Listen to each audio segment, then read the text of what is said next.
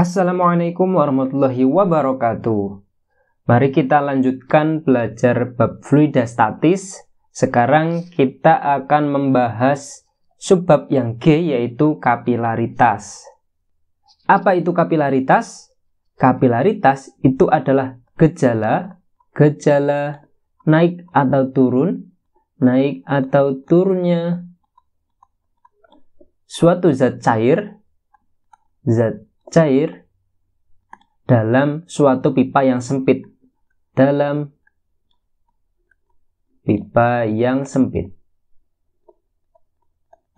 Kalau ada suatu pipa yang diameternya kecil dan kedua ujungnya ini terbuka, kemudian kita masukkan tegak lurus ke dalam suatu wadah yang berisi air seperti pada gambar ini. Jika ketika itu kamu melihat ternyata ada air yang naik di dalam pipa yang sempit tadi, maka itulah yang disebut peristiwa kapilaritas.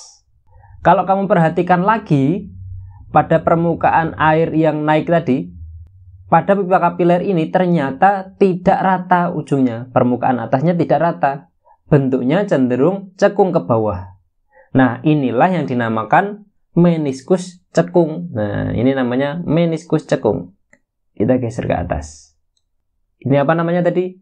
Meniskus cekung. Zat cairnya ini tadi kan air. Kalau misalkan kamu ganti dengan raksa, maka yang terjadi akan sebaliknya. Akan menjadi seperti ini. Di gambar yang kanan ini. Raksa tidak naik ke dalam pipa kapiler, akan tetapi malah turun. Dan pada permukaannya cenderung cembung. Ini disebut sebagai meniskus cembung. Nah, ini namanya meniskus cembung.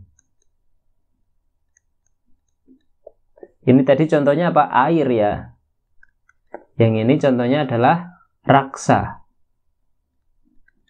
Kenapa hal ini bisa terjadi? Masih ingat gaya tarik-menarik antar partikel sejenis itu disebut apa yo? Gaya tarik-menarik antar partikel sejenis itu disebut dengan kohesi. Gaya tarik-menarik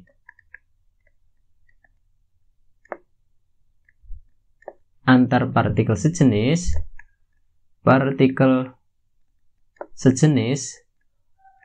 itu disebut kohesi. Sedangkan gaya tarik-menarik antar partikel yang tak sejenis itu disebut adhesi. Nah, ada kaitannya dengan ini. Pada peristiwa meniskus cekung, adhesinya itu lebih besar daripada kohesinya. Misalnya ini tadi, air. Dia lebih tertarik dengan pipanya dibanding dengan partikel sejenisnya. Makanya dia seolah nempel di sekeliling pipa, sehingga pada permukaannya menjadi cekung. Jadi pada meniskus cekung, adhesi lebih besar daripada kohesi. Adhesi lebih besar daripada kohesi. Kebalikannya di meniskus cembung, di raksa, kohesinya ini lebih besar daripada adhesi. Jadi di meniskus cembung, kohesi lebih besar daripada adhesi. Misalnya ini tadi raksa. Raksa lebih tertarik dengan teman sejenisnya daripada dengan pipanya, sehingga seolah raksa menghindari pipa. Alhasil bentuknya condong seperti cembung. Seperti itu. Sekarang kita ingin menentukan seberapa tinggi kenaikan atau penurunannya. Nah, ketinggiannya ini berapa atau penurunannya ini berapa? Nah, sekarang kita analisis salah satu peristiwa. Misal yang meniskus cekung tadi. Ini meniskus cekung. Meniskus cekung. Zat cairnya punya massa jenis ρ. Jadi massa jenisnya ρ. Permukaan zat cair punya tegangan permukaan. Nah, di sini ada tegangan permukaan. Karena miring sehingga dia seperti ini. Nah, ini gamanya, tegangan permukaannya.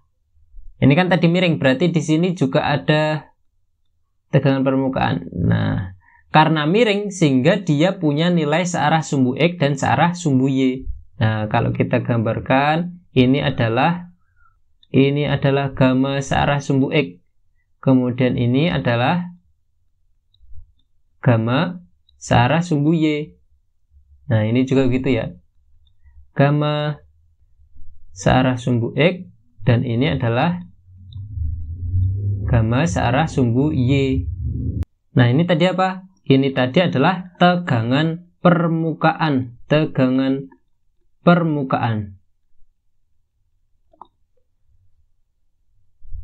Masih ingat pada video part sebelumnya terkait dengan tegangan permukaan? Tegangan permukaan itu kan sama dengan gaya per panjang permukaannya. Kemudian permukaan zat cair dengan dinding tabung itu kan membentuk sudut theta. Nah, ini sudutnya theta di sini. Atau juga ini disebut sebagai sudut kontak. Nah, ini disebut sebagai sudut kontak. Kemudian ketika zat cair ini naik, terus terjadi keseimbangan, berarti beratnya zat cair yang naik itu sama dengan komponen gaya ke atas dari gaya adhesi sehubungan dengan tegangan permukaan tadi. Fy. Kita tuliskan sebagai Fy. Nah, berarti kalau terjadi keseimbangan, maka beratnya si zat cair, W fluida yang naik, Wfn, tulis Wfn ya, W fluida yang naik sama dengan gaya yang ke arah ke atas, Fy. Fy ini akibat dari apa? Akibat dari tegangan permukaan yang searah sumbu Y. Nah, berarti kita bisa mencari nih gaya yang searah sumbu Y itu apa? Nah, F sama dengan dari rumus ini bisa kita balik. F sama dengan gamma dikali D. D-nya ini kan panjang permukaan. Nah, panjang permukaan di sini berarti keliling lingkarannya, keliling lingkaran tabungnya. D-nya itu adalah keliling lingkaran. Sehingga F sama dengan ini Fy, berarti gamma Y kan berarti yang mempengaruhi. Nah, gamma Y kalau dari sini kalau mengapit sudut gamma Y. Kalau mengapit sudut maka gamma Y sama dengan gamma cos theta dikali D panjang permukaan. Panjang permukaannya berupa keliling lingkaran. Rumus keliling lingkaran adalah 2πr. Berarti gamma cos theta dikali dengan 2πr. Nah, ini adalah gaya searah sumbu Y-nya. Sekarang kita kembali ke syarat dalam kondisi seimbang tadi. Syarat kesetimbangan, syarat keadaan setimbang. Syarat keadaan setimbang. Syarat kesetimbangan tadi apa? Beratnya si zat cair yang naik, W fluida yang naik, sama dengan gaya yang arahnya ke atas atau searah Y. Nah, berat itu kan massa dikali percepatan gravitasi. Berarti massa fluida yang naik dikali percepatan gravitasi. Sama dengan Fy. Fy-nya kan ini. Kita tulis gamma cos theta dikali dengan 2πr. Massa, masih ingat rho itu kan sama dengan massa per volume. Berarti massa sama dengan rho kali V. Nah, kita masukkan ke sini. Berarti di sini ada rho. Rho siapa? Rho fluida dikalikan dengan volume fluida yang naik ini ya. Volume fluida yang naik dikali dengan G. Sama dengan, nah ini biar enggak terjadi kesalahpahaman, 2πr-nya nanti takutnya dikalikan theta. Kita pindah ke depan ya. Berarti sama dengan 2π dikali R dikali gamma cos theta. Kemudian volume. Volume itu kan luas alas dikali tinggi. Berarti di sini kita ganti lagi. Rho fluida dikali luas alas dikali tinggi. Nah, tingginya adalah seberapa? H ini. Nah, kita ingin menentukan H-nya. Berarti H dikali dengan G sama dengan 2π dikali R kali gamma cos theta. Terus kita tulis lagi rho fluida luas alas. Luas alasnya berupa lingkaran, berarti πr kuadrat. Pi dikali R kuadrat dikali H dikali G sama dengan 2 Pi dikali R gamma cos theta. Di sini ada Pi coret, di sini ada Pi coret, ada R coret, di sini ada R, sisa 1. Nah, berarti bisa kita tulis langsung aja ya. H sama dengan 2 gamma cos theta dibagi dengan rho fluida dikali dengan G. R-nya masih ada 1. Nah, ini adalah rumus untuk menentukan kenaikan suatu fluida dalam pipa kapiler. Perlu kalian ketahui kalau meniskus cekung ini tadi, ini kan tetanya itu lancip atau kurang dari 90 derajat. Berarti cos kurang dari 90 derajat itu kan nilainya berapa? Positif kan? Nilainya positif. Nah, kalau positif berarti menunjukkan zat cairnya naik. Nah, kita tulis di sini. Kalau dia meniskus cekung. Kalau meniskus cekung, tetanya dia lancip atau kurang dari 90 derajat. Sehingga cos theta sama dengan nilainya positif pasti. Kalau positif berarti dia zat cairnya naik. Nah, zat cair naik, terjadi meniskus cekung. Sedangkan kalau dia meniskus cembung,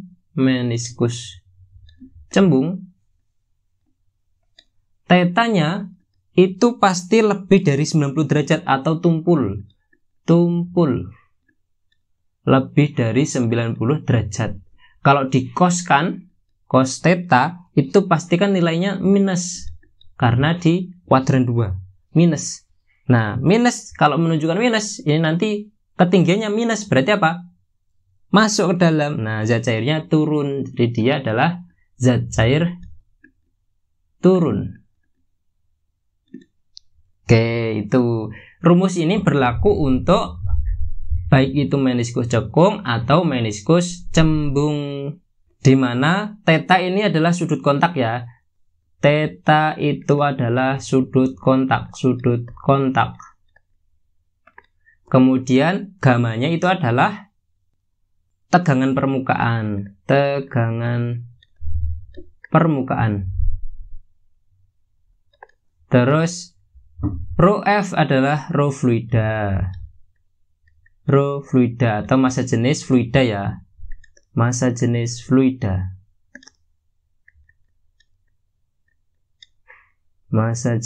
fluida. Kemudian G-nya adalah percepatan gravitasi.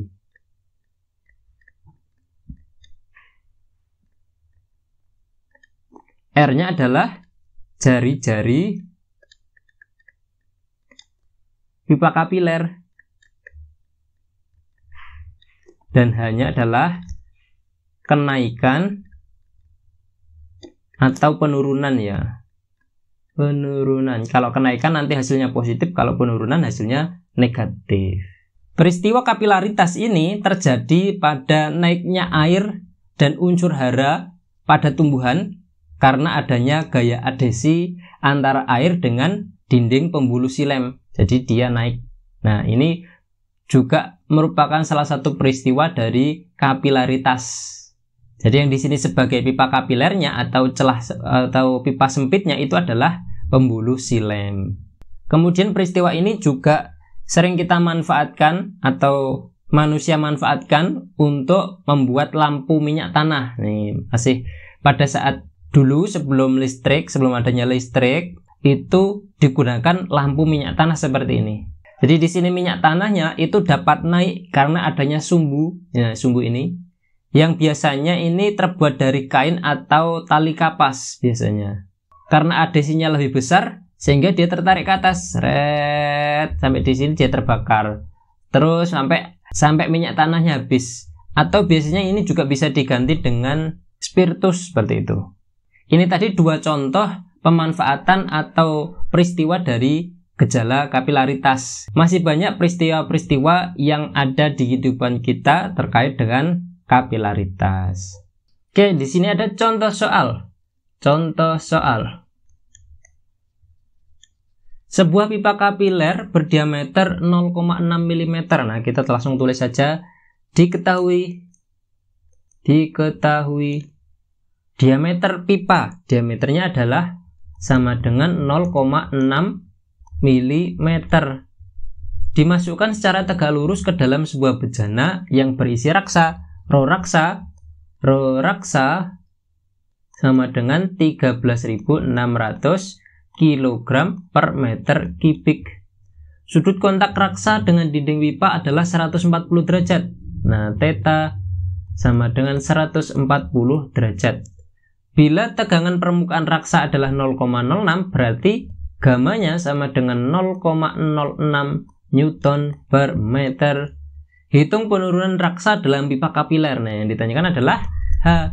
Ditanya H sama dengan titik-titik tanda tanya. Kita jawab. Apa tadi rumusnya? H sama dengan 2 gamma cos theta dibagi dengan rho fluida dikali G dikali R. Nah, kita langsung masukkan. Berarti sama dengan 2 dikali gamanya adalah 0,06 dikali cos 140 dibagi rho fluidanya adalah 13.600 dikali dengan G-nya. G-nya pakai berapa di sini? G-nya 9,8 dikali R.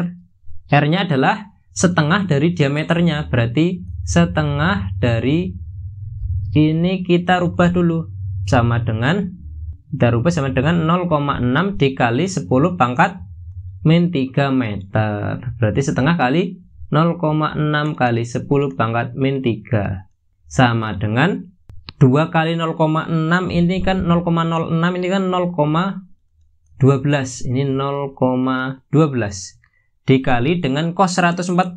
Cos 140 itu adalah min 0,76.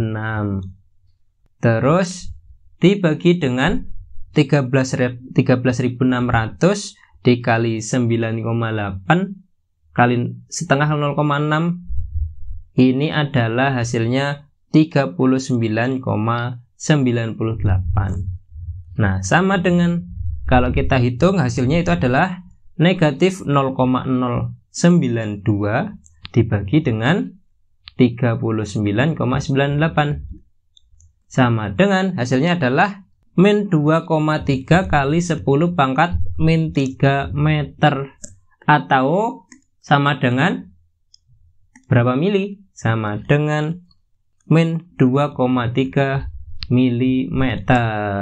H sama dengan min 2,3 mm.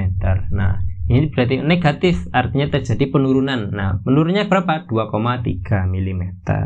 Karena materinya sedikit dan hanya seperti ini, jadi contoh soalnya satu saja. Selanjutnya di sini ada soal lagi. Ini bisa kalian coba kerjakan. Ini adalah soal latihan. Silakan di pause videonya, kemudian dicoba di kertas atau di buku kalian. Ada permukaan air, rho-nya 1 gram per cm kubik di dalam pipa kapiler berdiameter dalam 1 mm, dari diameternya 1 mm, 4 cm di atas permukaan air. Jika sudut kontak air dalam pipa kapiler adalah 60 derajat, besar tegangan permukaan air adalah titik-titik. Yang dicari adalah tegangan permukaannya. Gamanya sama dengan berapa? Tinggal masukkan ke rumus yang tadi. H sama dengan 2 gamma cos theta dibagi dengan rho GR. Nah, tinggal masukkan ini. Gampang, tinggal masukkan aja. Oke? Silakan dicoba dikerjakan. Demikian materi kapilaritas. Semoga video ini dapat membantu kalian belajar menjadi lebih mudah. Sekian saya akhiri. Wassalamualaikum warahmatullahi wabarakatuh.